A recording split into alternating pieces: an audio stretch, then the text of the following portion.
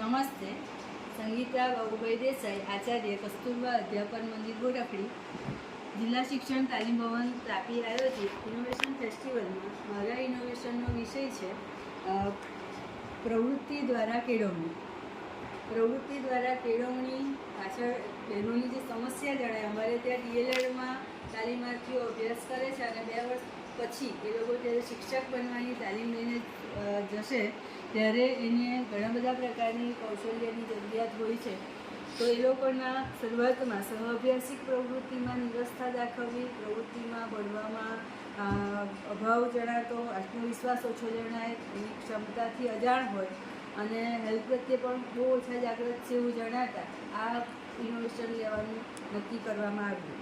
કહેવાય છે ને કે માસ્તર બનવાની મજા એવી હોય છે કે ક્યારેક કોરિયોગ્રાફર બનવાનો શોખ પૂરો થાય એનો, ક્યારેક મોટિવેશનલ સ્પીકર બની જવાય, ક્યારેક જજ બની જવાય, ક્યારેક ડૉક્ટર બનવાની તક મળે, તો ક્યારેક રમતના કોચ બની જવાય, ચિત્રકાર, સંગીતકાર બનવા મળે, કોઈ વિદ્યાર્થીઓના અંગત સલાહકાર બની મનોચિકિત્સક પણ બનવા મળે. શાળાએ પહોંચીએ ત્યારે બાળકો એવા દોડતા આવે જાણે આપણે કોઈ સેલિબ્રિટી હોઈએ. બહુ મજા છે ટીચર બનવાની, માસ્ટર બનવાની. આમાં જેમ કીધું છે ને કે શિક્ષકની કેટલી બધી ભૂમિકા હોય છે, તો એ શિક્ષકની બધી જ ભૂમિકાઓની તાલીમાર્થીઓને મળે એ આશયથી મેં નક્કી કર્યું કે બધાને આ ઘણી બધી પ્રકારની પ્રવૃત્તિઓ કરીને એનામાં આત્મવિશ્વાસ વધે અને પ્રવૃત્તિઓમાં હોંશે જોડાતા થાય.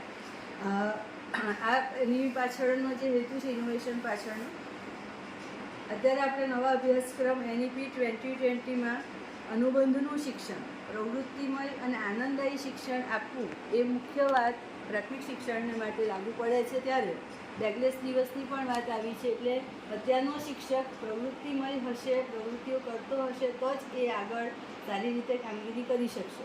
સહઅભ્યાસિક પ્રવૃત્તિનું મહત્ત્વ સમજાવીને એને ભાગ લેતા કરવા એ મુખ્ય આશય છે. એનામાં આત્મવિશ્વાસ વધે, એનો સર્જનાત્મકતાનો વિકાસ થાય, સુષુપ્ત શક્તિઓ બહાર લાવવી અને તંદુરસ્તી પ્રત્યે સભાન થાય.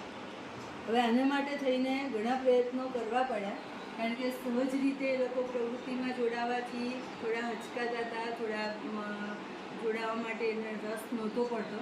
તો બીજા વર્ષના તાલીમાર્થીઓની સાથે રહીને અને બધું જ જે કંઈ પ્રવૃત્તિ કરીએ તો સમૂહમાં બધાએ જ કરવી એ એક અમે નક્કી કર્યું. એટલે બીજા વર્ષના તાલીમાર્થીઓ અભિનય ગીત કરાવે તો આખો વર્ગ, આખો 100 તાલીમાર્થીઓ અભિનય કરે.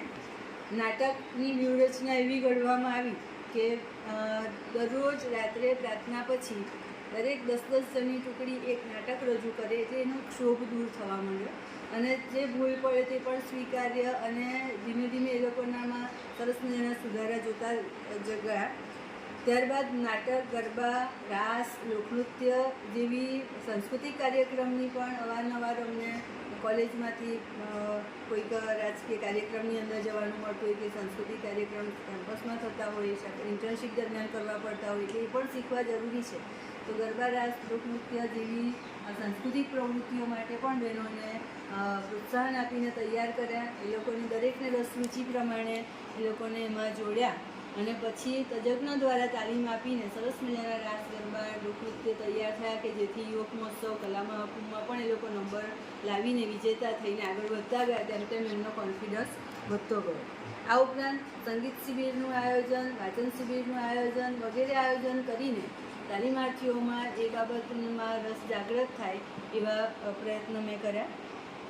ગણિત વિજ્ઞાનમાં રસ વધે એટલા માટે દર વર્ષે શાળા કેમ્પસની અંદર વિજ્ઞાન મેળાનું આયોજન કરીને 6, 7, 8ના બધા જ પ્રયોગો ગોઠવીને અને બીજા વર્ષની તાલીમાર્થીઓ પ્રયોગ ગોઠવે, પ્રથમ વર્ષના તાલીમાર્થીઓ જોઈએ તથા નજીકની આશ્રમ શાળા અને પ્રાથમિક શાળા બોરફડીના બાળકો, ઉતરવાના બાળકો એ વિજ્ઞાન મેળાના પ્રયોગો જોવા માટે આવે અને બહેનો પ્રયોગો કરાવડાવે પણ ખરા અને કરે તો એ રીતે એ લોકોનો આત્મવિશ્વાસ વધવા માંડ્યો અને હું કરી શકું છું એવા પ્રકારની એને ભાવના જન્મી.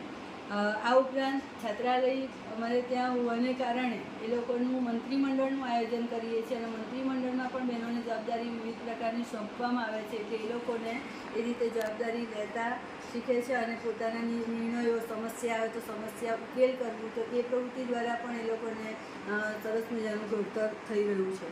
આ ઉપરાંત દર શનિ રવિમાં પ્રશ્ન એવા આવે કે થોડા દિવસ થઈને ઘરે જવું કે રજા માંગવી કે, તો એ સમયનો અમે ઉપયોગ એવો કર્યો કે ચલો આપણે આ બધી પ્રવૃત્તિઓ કરવા માંગીએ જ છીએ, તો શનિ રવિનો ઉપયોગ શા માટે મહત્તમ ન કરીએ? એટલે શનિ રવિ દરમિયાન અમે પ્રવૃત્તિઓ કરવાની શરૂઆત કરી. એટલે દર શનિ રવિમાં કંઈક ને કંઈક અમારી પ્રવૃત્તિઓ ચાલતી હોય. કોઈક વાર કંઈક કવર સીવણ જેને આવડતું હોય તો સીવણ દ્વારા એ લોકોને આપેલા ઓશિકાના કવર બનાવવા, કે ચાદર ધાબળા વિતરણ કર્યા હોય તો એની ઉપર પોતપોતાના નંબર ભરત કરીને લખવા. તો એ બધી વસ્તુ એકબીજા દ્વારા એ લોકો પછી શીખવાની શરૂઆત થઈ. એટલે એ પ્રકારનું એક વાતાવરણ ઊભું કરવાથી બહેનો ઘણી બધી પ્રવૃત્તિઓમાં સહર્ષ પોતાની રીતે જોડાતા થયા, અને એને પરિણામે એક સરસ મજાનું માહોલ ઊભો થયો કે બહેનોની નિયમિતતા પણ વધી. શનિ રવિ દરમિયાન જવાનું અને એનું જે પરિણામ છે તે સાંસ્કૃતિક કાર્યક્રમ દરમિયાન ભવિષ્યમાં એ લોકો જે શાળામાં જશે તેમાં તો એ લોકોને ઉપયોગી થશે જ, ઉપરાંત અત્યારે ઇન્ટર્નશીપમાં જાય છે તે સમયે એને આ બધી પ્રવૃત્તિઓ શીખેલી કામ લાગતી હોય છે. આ ઉપરાંત જુદી જુદી પ્રયુક્તિ દ્વારા ચિત્રકામ શીખ્યા છે તો એનો ઉપયોગ ચારચિત્ર દોરવા માટે કરીને સરસ મજાના પાઠ આપવા માટે પણ એ લોકો એનો ઉપયોગ કરતા હોય છે. આત્મવિશ્વાસ વધવાને કારણે કાર્યની સફળતા પ્રાપ્ત થતી જાય છે. હેલ્થના ઘણા બધા પ્રોગ્રામોનું આયોજન કર્યું. હેલ્થ ચકાસણી, આંખની તપાસ, એ લોકોને હિમોગ્લોબિનની તપાસ, પ્રાથમિક આરોગ્ય કેન્દ્ર દ્વારા કાર્યક્રમનું આયોજન થયું કે જેથી કરીને ડૉક્ટરે આરોગ્ય પ્રત્યે શું કાળજી રાખવી જોઈએ તેની પણ વાત કરી. બહેનોને લગતા પ્રશ્નોને માટે બહેનોના ડૉક્ટર આવ્યા અને એને માટેનું એક સરસ મજાનો વાર્તાલાપનું આયોજન કર્યું અને એટલા માટેનું થયું. આ ઉપરાંત સર્જનાત્મકતા તરફનો દૃષ્ટિકોણ બદલાયો. નકામી વસ્તુઓનો શું ઉપયોગ કરવો તે તરફ વિચારતા થયા. એટલે વેસ્ટમાંથી બેસ્ટની પ્રવૃત્તિથી તેનો પણ એ લોકોને સમજ પડી. આ ઉપરાંત નવરાત્રિ રાસ ગરબા મહોત્સવમાં ત્રીજો નંબર આવ્યો હોવાને કારણે બિહાર જવાની તક મળી અને બહેનોને ખૂબ બધો આનંદ પણ થયો અને ખૂબ એ લોકોએ ગર્વનો અનુભવ કર્યો. આ ઉપરાંત કલા મહાકુંભ અને એમાં જિલ્લાની અંદર પ્રથમ નંબર આવ્યો અને એને કારણે જુદી જુદી જગ્યાએ આપણે વસંતોત્સવ છે કે પછી પલાશ પર્વ છે જેવા, ગરીબ કલ્યાણ મેળો છે જેવા કાર્યક્રમોમાં બહેનોને આમંત્રણ મળતા થયા અને એ લોકોનો આખો જ આત્મવિશ્વાસ વધ્યો અને એ પ્રવૃત્તિઓ તરફનો એ લોકોનો લગાવ પણ વધ્યો અને એને કારણે એનું પરિણામ પર પણ ખૂબ સારું અસર થઈ છે કે દર વર્ષે 100% પરિણામ તો જેમ નિયમિતતા વધી એને કારણે પરિણામ પણ સુધર્યું અને 100% રિઝલ્ટ તો આવે જ, પણ એમાં 80 થી 90% મેળવનાર તાલીમાર્થીઓની સંખ્યા પણ અમને ઉત્તરોત્તર વધતી જોવા મળી.